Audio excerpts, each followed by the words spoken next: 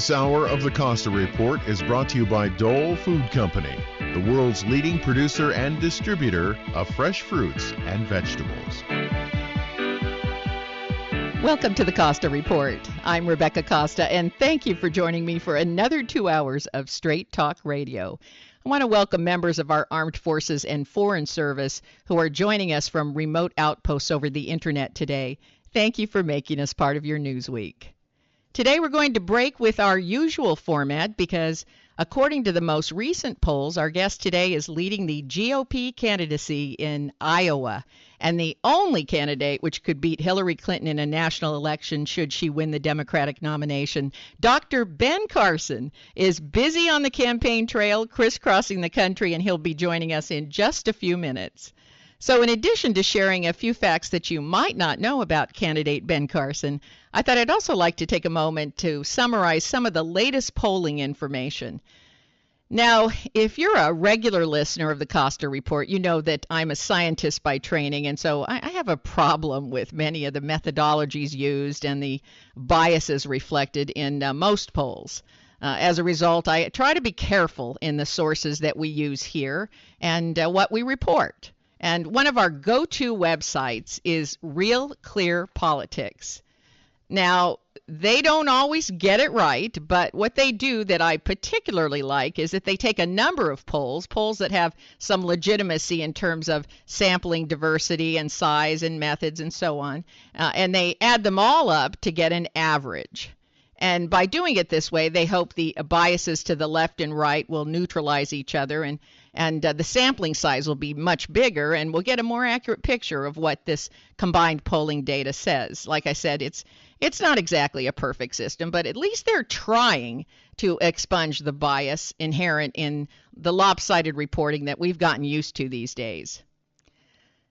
And there's another thing that our researchers at the Costa Report do that's a bit unusual, and that's that they go and dig a little deeper when it comes to a candidate's ability to win votes from the opposing party, independents, women, and Black and Hispanic voters.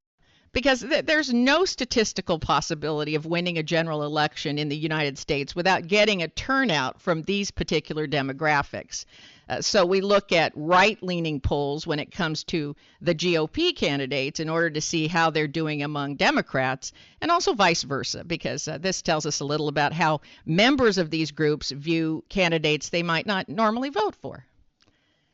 So let's take a moment to summarize the latest polling data before leading GOP candidate Dr. Ben Carson joins us straight from the campaign trail.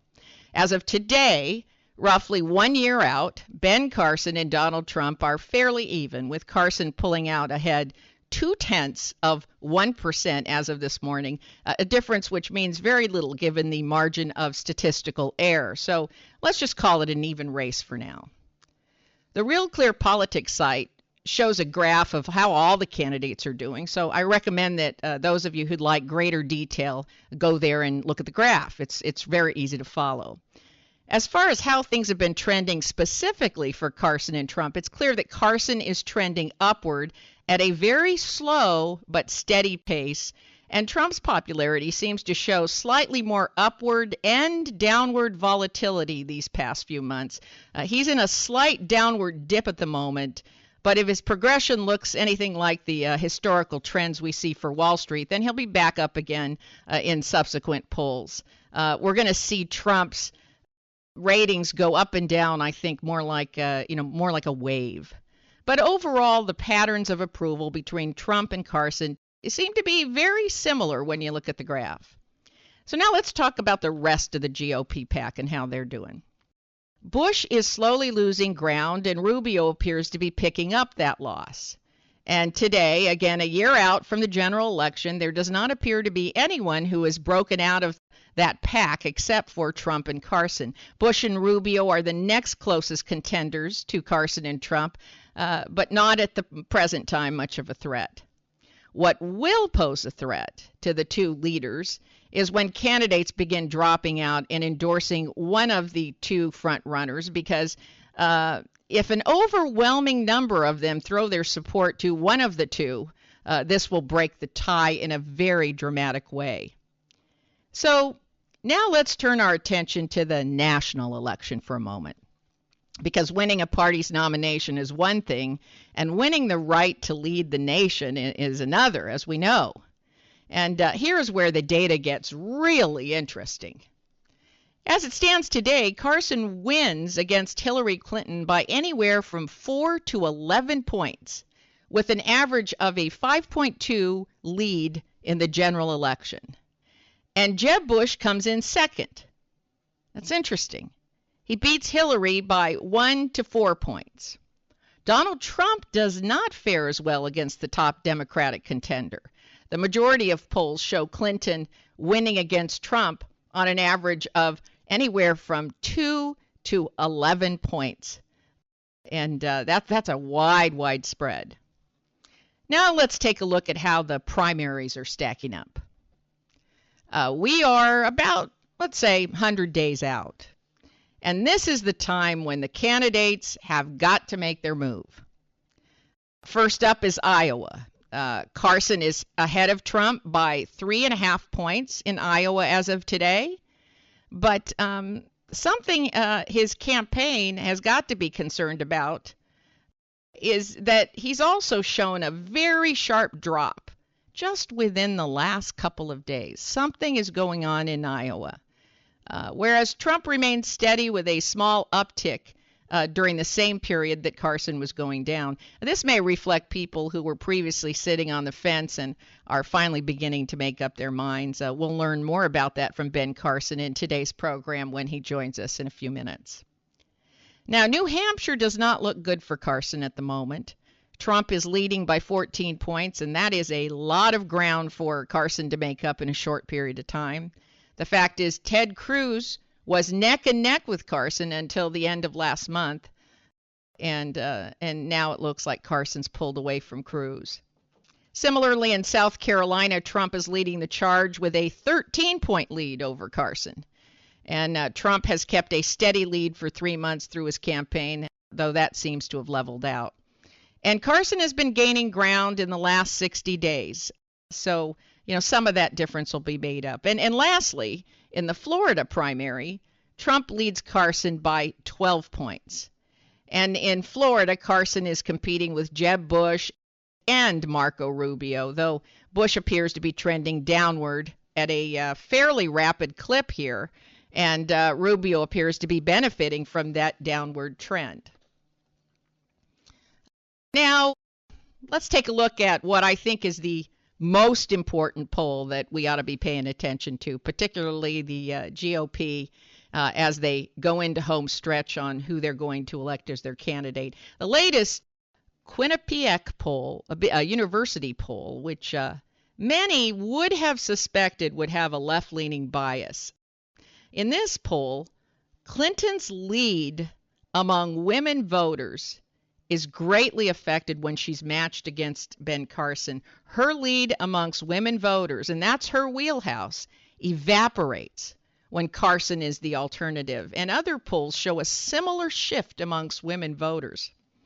And in just a moment, we're going to ask Dr. Carson how much the women's vote matters when the GOP makes their final decision as to who the party's candidate will be. I was asked about this recently on another talk show, and I made the point that I think it has something to do with women trusting doctors. On the list of individuals women have to trust, you think about this, women are all over the country every day are asked to go into an office and stand in front of a doctor they barely know and remove their clothing and allow the doctor to do all sorts of things that would be uncomfortable otherwise. So when you think about it, when you put a doctor, a physician up against Hillary Clinton, it makes all the sense in the world that the trust factor goes way up for Dr. Carson. Now we're going to have to take our first break, and in just a moment, Ben Carson will be with us. So stay tuned. We'll be right back. You're listening to the Costa Report.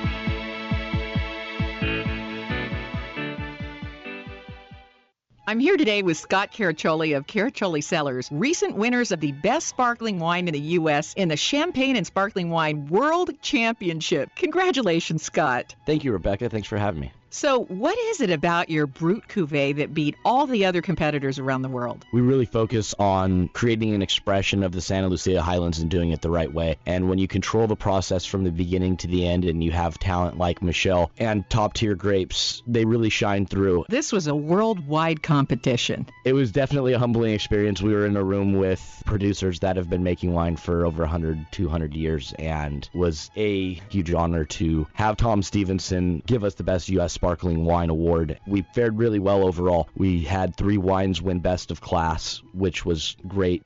Visit the Caraccioli Tasting Room on Dolores Street in Carmel by the Sea, or find us online at caraccioliCellars.com, or reach us by phone 831-622-7722.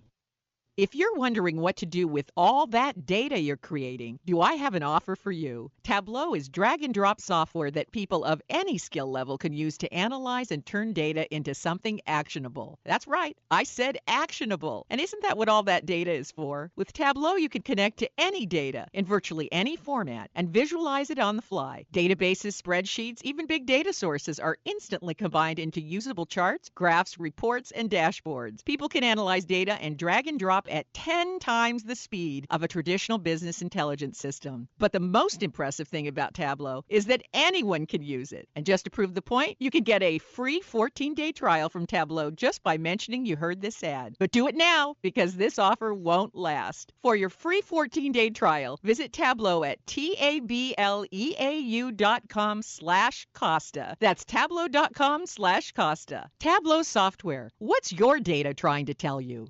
People say puffiness and bags under the eyes are the hardest things to get rid of. Until now, introducing Genucell stem cell therapy from Chamonix, specifically targeting eye puffiness and bags. Due to new technology, Genucell is an incredibly powerful, all-natural serum, and with its instant effects, it's guaranteed to show results in as little as 12 hours or your money back. Users saw results in only 12 hours with dramatic improvement in 2 weeks. A true Chamonix classic, Genucell contains 8 extra ingredients to significantly reduce the appearance of bags and puffiness. Plus, Genucell uses patented plant stem cell technology to improve longevity and brilliant long-term results. Call now to try Genucell risk-free. 800-442-3684. Say goodbye to puffiness and bags today. Call in the next 20 minutes and get the legendary Esotique face cream absolutely free just for trying Genucell today. Chamonix, the best skincare, best results or your money back, no questions asked.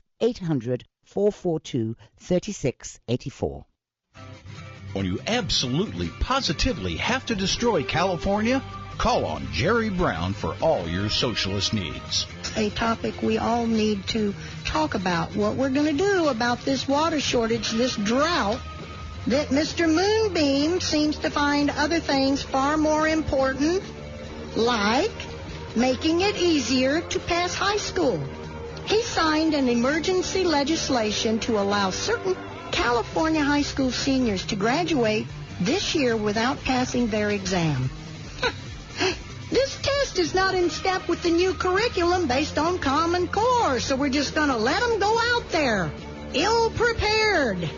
Just get out, kids. Go out into the world. Nice going, Jerry. Isn't he a genius? Tune in KSCO Presents Georgia every Wednesday and Friday from 2 to 4 p.m. on KSCO AM 1080.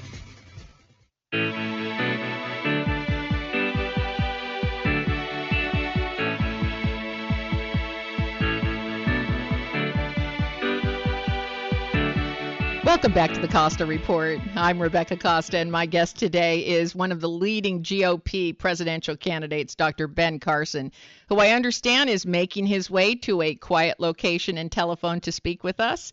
Now, before we took the break, I gave you a snapshot of the polling data that is available to date, roughly 1 year before the general election. And I wanted to make sure you knew where you could go to check the source material behind the information we report. To make sure that it's important to look for the sources of information. We make every effort to eliminate bias, but it's up to you to make sure the media does their job, and we're happy to report our sources. We like, when it comes to political information, we like Real Clear Politics, which combines the results of many leading polls and offers an average. Dr. Ben Carson, the leading contender for the GOP nomination in Iowa presently, will be joining the program from the campaign trail in a few minutes, and our engineers are testing the phone lines to make sure we have a clear signal and Dr. Carson is ready.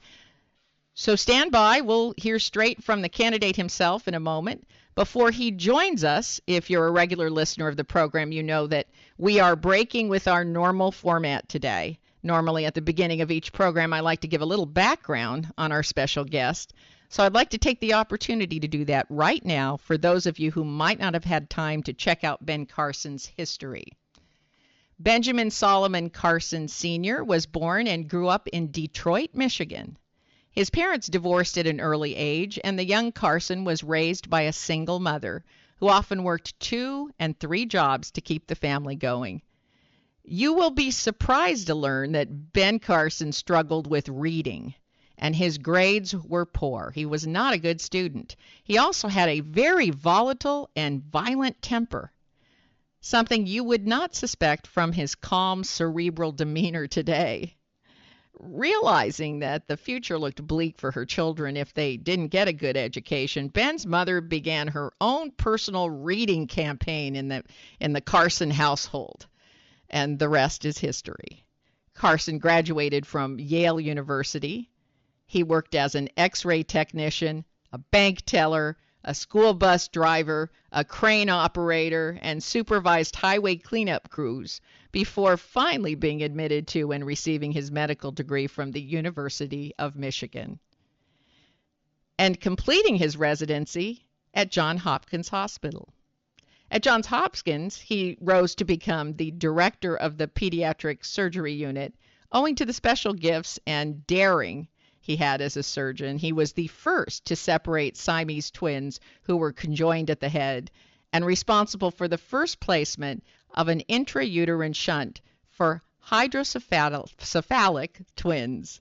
But I knew I wasn't going to get that word quite right. Hydrocephalic twins. He was named one of the top 20 physicians in the United States, one of only 89 living legends of the Library of Congress, can you imagine, and is a recipient of the Medal of Freedom. And to this day, Dr. Carson attributes all of it to learning to read at a young age, his faith in God, the love of a lifelong partner, and having the willingness to put his talent to its highest use, no matter what form that use may take. At the time Ben Carson threw his hat into the ring for the 2016 GOP nomination, he made no attempt to conceal the fact that he was a reluctant candidate who would much rather live out a quiet retirement writing books and working on the foundation he and his wife oversee. A foundation, by the way, that has awarded almost 7,000 scholarships to children who are serious about continuing their education. For a physician who's worked in the service of others, working to serve the educational needs of disadvantaged youth seemed like a natural transition, and this was the plan Dr. Carson and his wife had in mind.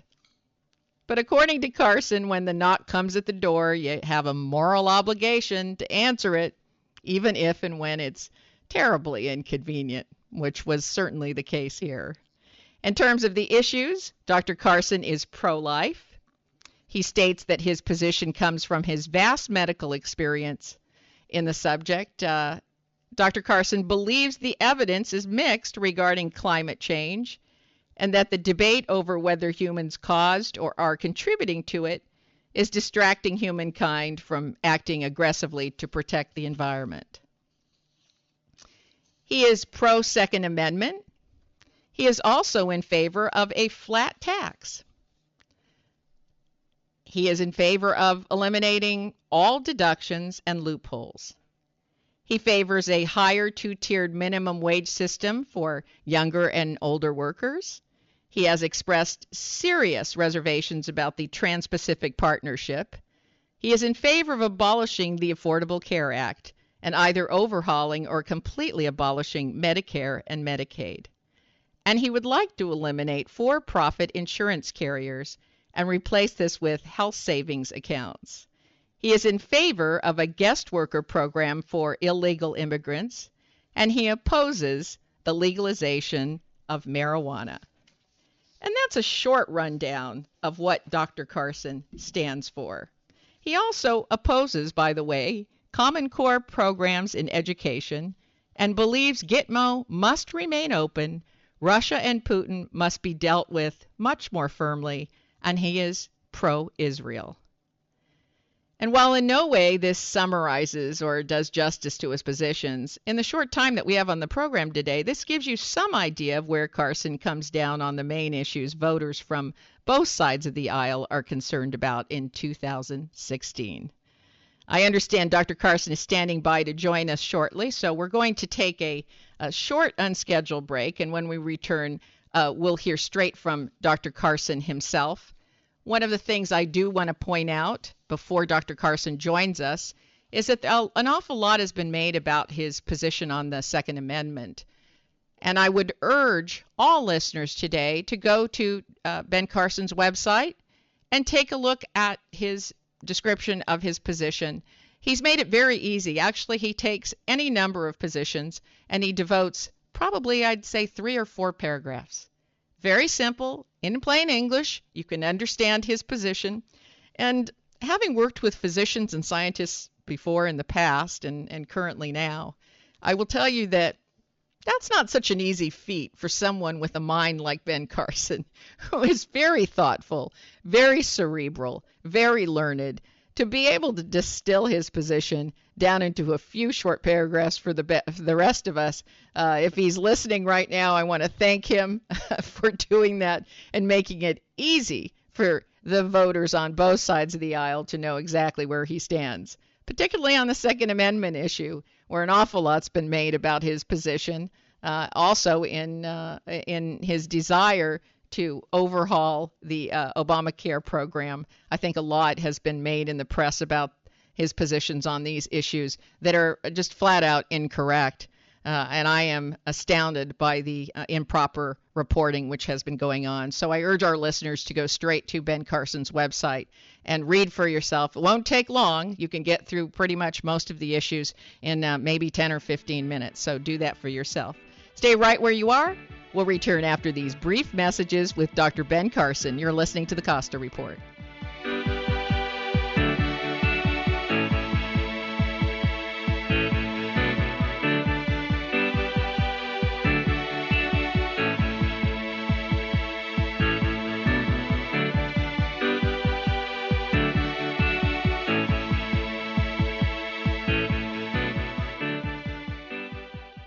Do you love creating salads as much as you enjoy eating them?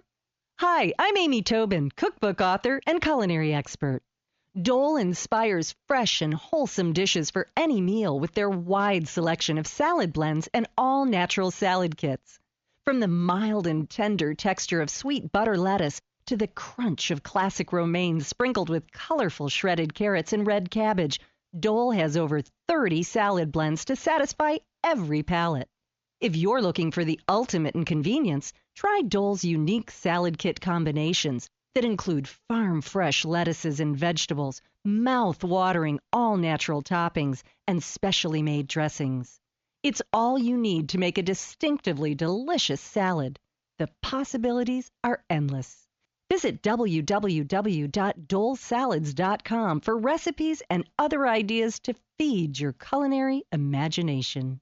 Have you still not refinanced your mortgage? Well, soon you may be kicking yourself in the head. Hi, I'm Wesley Hogan with Westland Financial, and interest rates have gone up recently and will continue to rise, but they're still at historical lows. So don't delay. Let us lower your monthly payment, consolidate a first and second, pay off other debt, or drop you into a 15-year loan with no closing costs. That's right. Nothing's rolled into your loan. We'll pay for your appraisal, title, underwriting, settlement fee, everything. Do not miss out on this historic opportunity. Whether to purchase or refinance, you'll pay no closing costs. You won't spend a dime. Think about it. All it takes is a 5-minute phone call to find out how we can save you hundreds or even thousands of dollars a year. And by the way, Westland Financial now is proud to offer reverse mortgages for our clients over 62. Call Westland Financial today at 1-800-431-2765. That's 1-800-431-2765. 1-800-431-2765. 1-800-431-2765. And MLS number 3304. Not all loans apply. Equal housing lender.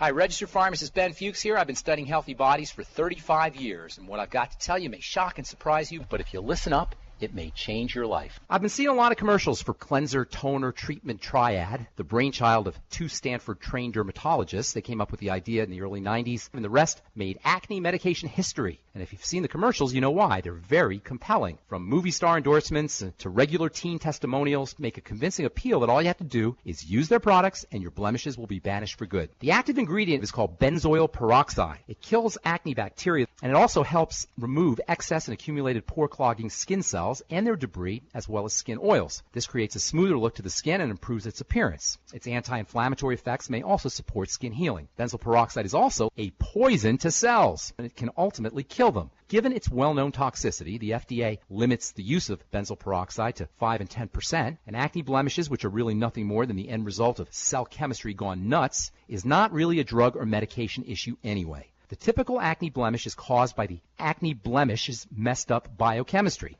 Stress and growth hormones are involved too, insulin and blood sugar, and so is the digestive system. Nutritional deficiencies don't help, and that's pretty much it. Stay away from foods that cause digestive distress, and stay away from foods that mess up your blood sugar chemistry. Use lots of electrolytes, B vitamins, rich amounts of veggies and veggie juices. Those can also help, and so can nutritional supplements like zinc, selenium, vitamin A, and essential fatty acids, among others. Pharmacist Ben here, urging you to go to kscohealth.com to order Beyond Tangy Tangerine, the Healthy Start Pack, and other nutritional supplements that I personally use and recommend. You can purchase these premium quality products at wholesale prices online at kscohealth.com. That's kscohealth.com. I'm the pharmacist that believes that staying healthy and strong is not only about medicine, it's about giving your body the raw materials it needs to do its work. Go to kscohealth.com. Make sure you check out the cool videos too at kscohealth.com. That's kscohealth.com.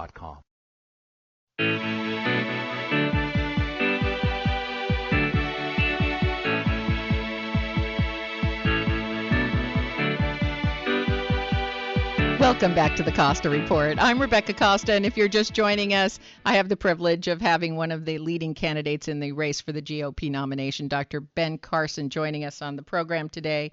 I understand the engineers are working out some sound issues on the line. And in the meantime, I've got my co-host here, Charles Friedman. And Charlie, we've been both watching the Real Clear Politics, the statistics and the polling data. Carson seems to have pulled out ahead of Trump 0.2%. That's well within the margin of error. Of course, you're correct. That's statistically insignificant. But what is significant is the fact that for the first time in weeks, Donald Trump is not number one. Rather, instead, Dr. Carson is. And the trends show that Mr. Trump is losing support while Dr. Carson is picking it up. And, as I listen to Mr. Trump lately has been running his usual snark campaign. This is what his shtick is. And his latest meme is, Ben Carson's a loser. I was just listening to your biography of Dr. Carson. Yeah, one of 89 living legends, according to the Library of Congress. Who was born into this terribly disadvantaged position in Detroit, a single mother, terrible schools, all of the things that we hear about time after time. And here is a man who, by his exceptional ability and strength of character and intelligence, to describe this man as a loser makes the speaker, in this particular case Donald Trump, look ridiculous. I was a little surprised by this, Charlie, because maybe 45 days ago, Trump was on Bill O'Reilly's show, The O'Reilly Factor. Mm-hmm. And he was asked about all the other candidates, and you're going to use the word snarky. He had snarky things to say about just about everyone. Mm-hmm. But here's what was interesting. He took the high road with Ben Carson. When he was asked about Ben Carson by Bill O'Reilly, his answer was, I really wish Ben Carson would do something or say something so I could go after the guy. I really like the guy. Well, I think I should take this opportunity to mention why I love live radio so much. You cannot see this right now, but they're all running around trying to get Dr. Ben Carson on the phone. We understand he's calling in from his campaign bus. Welcome, Dr. Carson. Thank you. Good to be with you. Thank you for taking time from the campaign trail to be with us. So where are you today, and how's the campaign going? I'm leaving Fort Lauderdale right now on my way to Boca Raton, doing various book signings. We've done a couple today. There's just thousands of people. it's pretty interesting how enthusiastic they are. And now we're getting ready to go to the last one for today. Well, this is the first time you've pulled ahead in Iowa. It's within a margin of error, but you seem to be neck and neck with Donald Trump. What do you attribute that lead in Iowa to? The fact that people are actually listening to what I'm saying as opposed to what the left-wing media says I'm saying. And I think, a time is coming where the American people are actually waking up and thinking for themselves.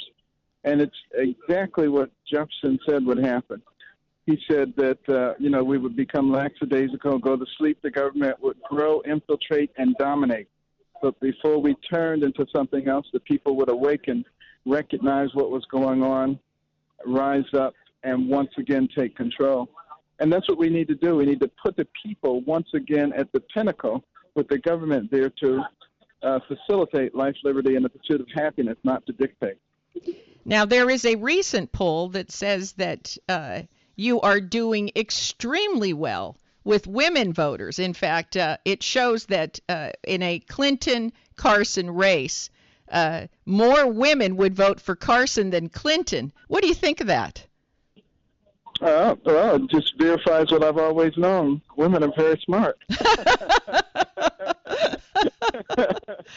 I was wondering if you thought that might have something to do with women trusting their doctors. I have this theory that next to their husbands, women trust their doctors most. Well, I think that could play a role, and also the fact that I readily acknowledge that all the success that I've had has been because of women. Yes, you have. You have acknowledged that. Yeah. Exactly. Yeah, I have a question for you. I'm a scientist myself, and I felt the calling. It was very inconvenient, but someone said, have you listened to talk radio recently?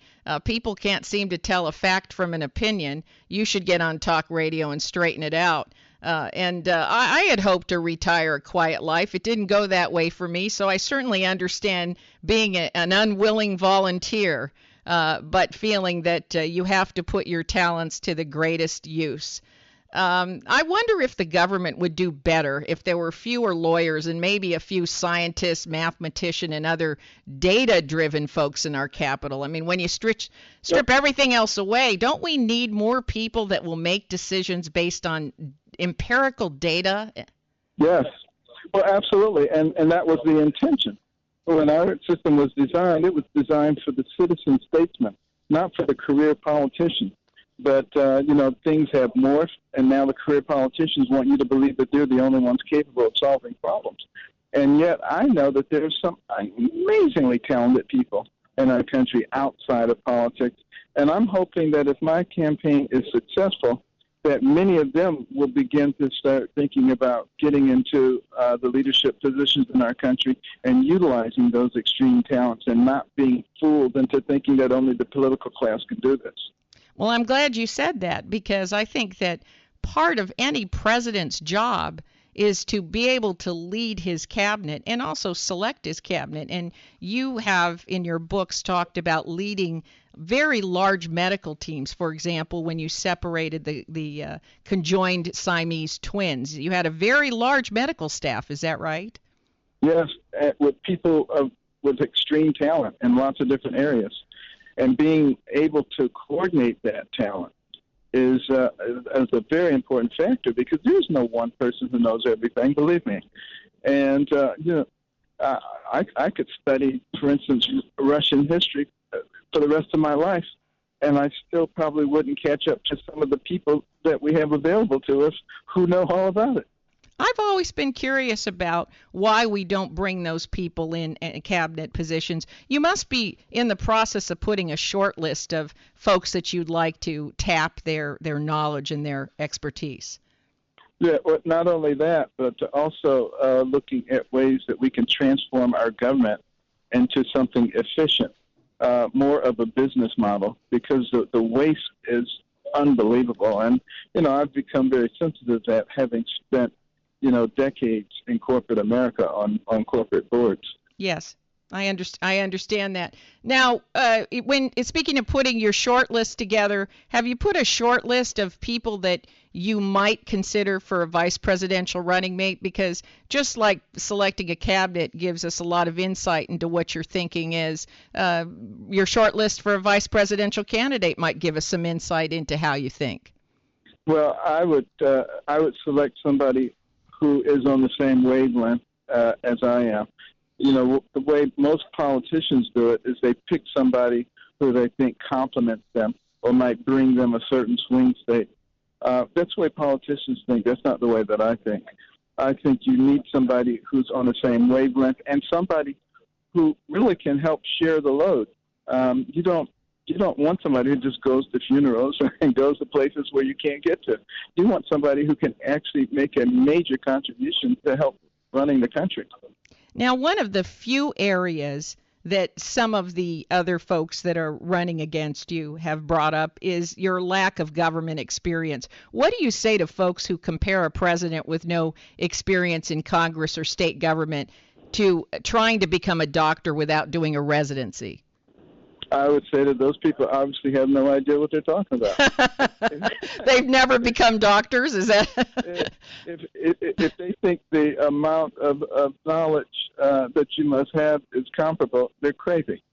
You know, there are a lot of people who have gone into government and have not had a lot of experience in governing before who do well. But I guarantee you there's not a lot of people who've never learned about medicine or neurosurgery who went in and did a craniotomy well. I guarantee you it's not true. We're talking to Dr. Ben Carson, and we need to take a short break. We'll be back momentarily. You're listening to the Costa Report.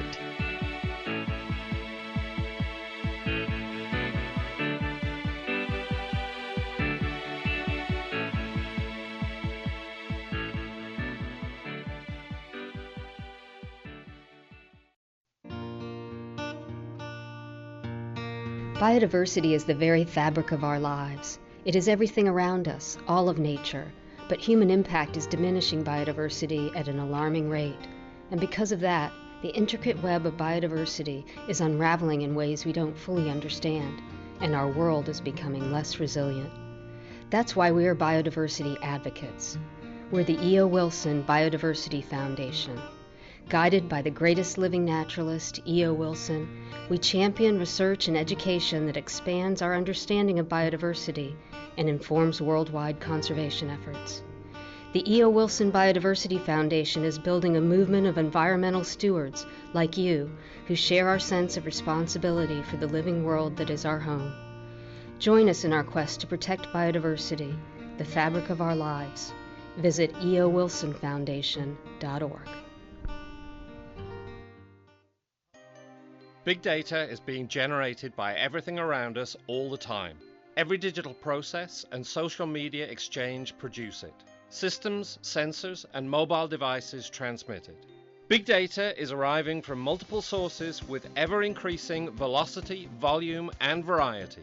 It's becoming the world's newest resource for competitive advantage, allowing decision-making to move from the elite few to the empowered many. The escalating demand for insights requires a fundamentally new approach to architecture, tools, and practices.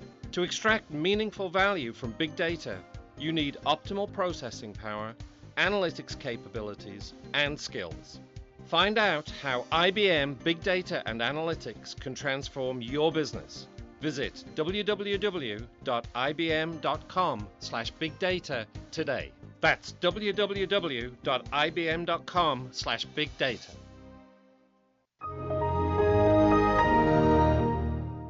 Hey, buddy, it's me, your laptop. That's right, your little modern marvel of technology you've been abusing for months. Dude, we need to talk. Do you really think that those free PC Fix-It programs are any match for today's spyware and malware? Not to mention the NSA and some of those websites you've been visiting. Now, I'm not here to judge, I'm just saying. You need to take me to Peter and the friendly staff at User Friendly Computing to get me back into tip-top shape. Tired of unfriendly computer support? Slow computer? Viruses? Spyware? No problem. Call the friendly computer experts at User Friendly Computing. We take care of all your PC, Macintosh, and laptop needs. Mention KSCO and get a free $50 diagnostic. Visit us today at 505 River Street on the way to downtown Santa Cruz, across from Gateway Plaza. We give you a choice. Drop your computer by the shop, or we'll come to you. Call us today at 423-9653. User Friendly Computing. My name is Ruth Rusey. I'm a retired teacher. I'm 91 years old, and this is how I live united. I say retired, but not really. Once a week, I read books to children as part of United Way's education program. Reading to a child creates links between language and literacy. It creates a bond between grown-up and child, and believe it or not, it prepares them for a better academic future. Oh, we read about frogs and flies and pigs with wings, all sorts of juicy stuff. It's a joy to watch all those little faces. I figure I have the time and they have the need. And I've always believed that if we're not here to help each other, then what are we here for really? My name is Ruth Rusey. I help kids prepare to succeed in school. So I don't just wear the shirt, I live it. Give, advocate, volunteer, live united. Go to liveunited.org. Brought to you by United Way.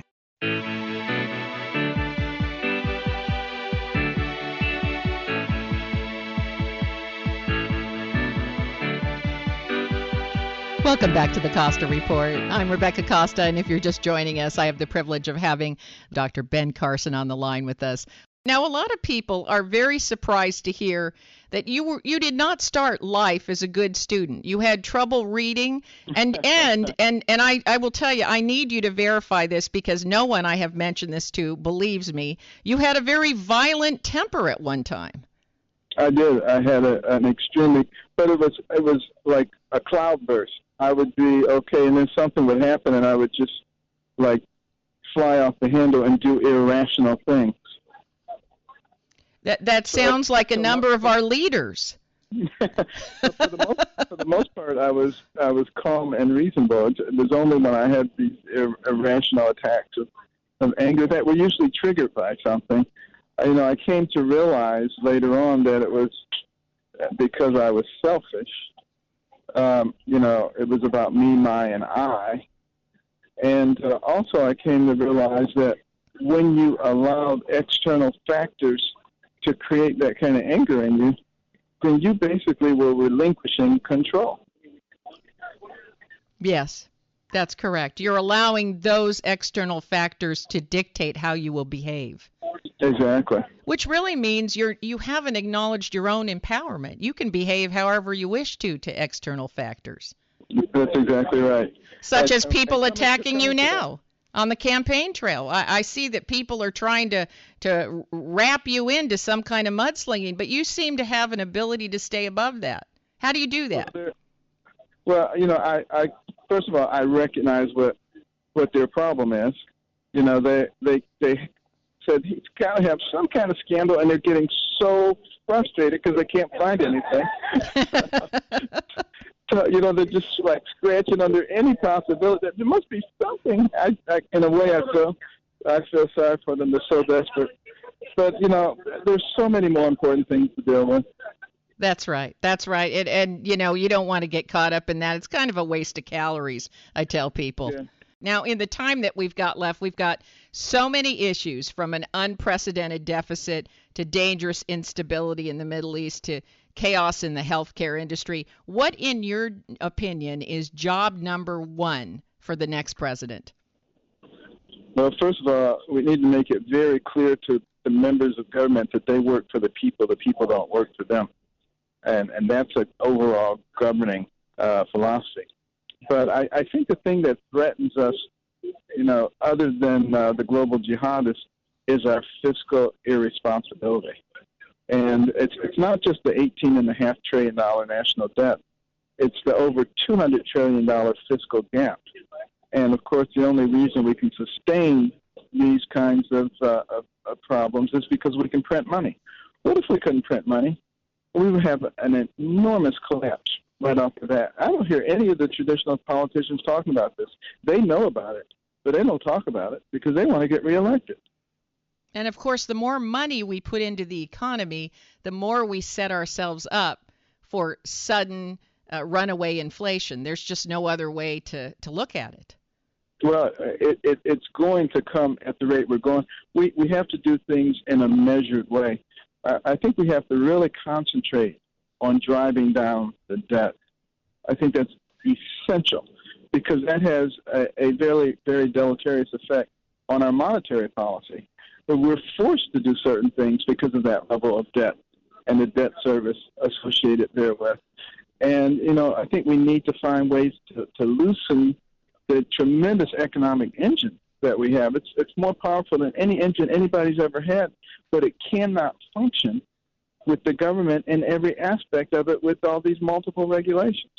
And nobody's talking about what the effect of those regulations are on the average person, on middle class and lower class people. It kills them because it drives up the cost of everything in terms of goods and services. But who does that affect the most? The poor and the middle class. If a rich person walks into the store and a bar of soap has gone up 10 cents, they don't care. But a poor person does. And the middle class, when they go up to that cash register and they have a cart full of things, everything that is up 5, 10, 15 cents, it has a profound impact on them. Now, you have been very clear that you want a balanced budget amendment, and that goes along with fiscal responsibility. What do you say to economists who claim that one way to make the what will be the $20 trillion debt by the time the election rolls around next year? What do you say to economists who say, well, one way to make the deficit smaller is runaway inflation? Well, I mean, that would anger a lot of people that we owe money to, that's for sure, because we'd be giving them very cheap dollars back. Mm-hmm. And you're also cheapening the value of things that people have worked so hard for.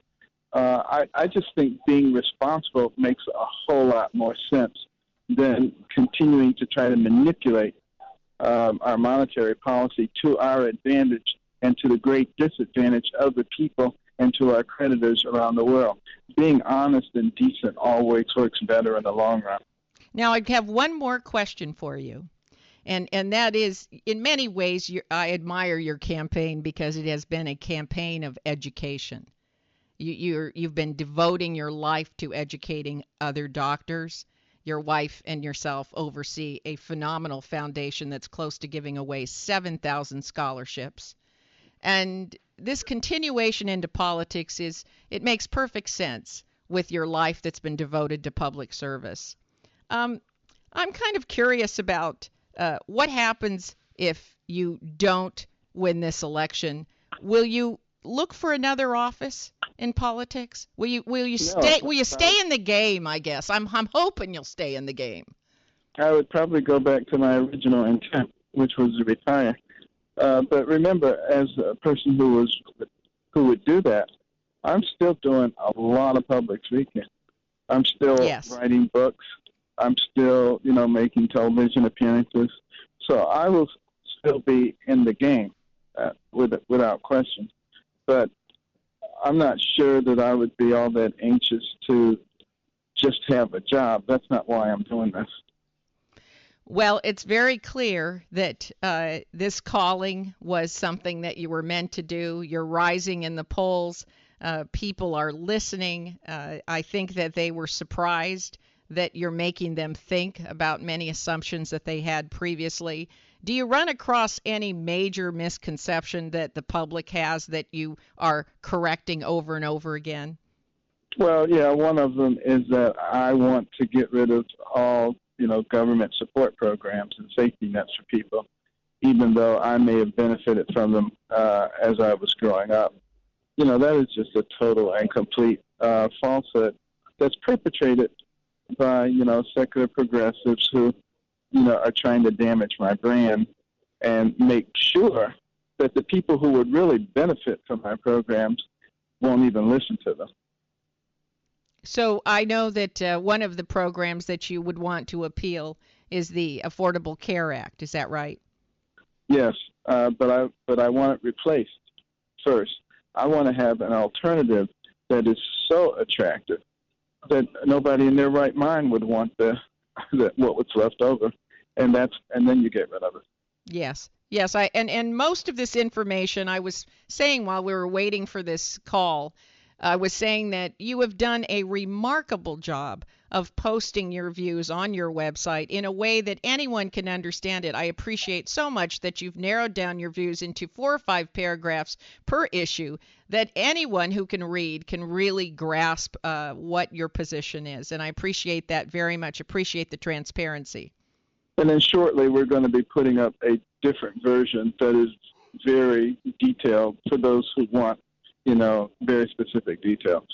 Right, on specific programs. I know that's coming.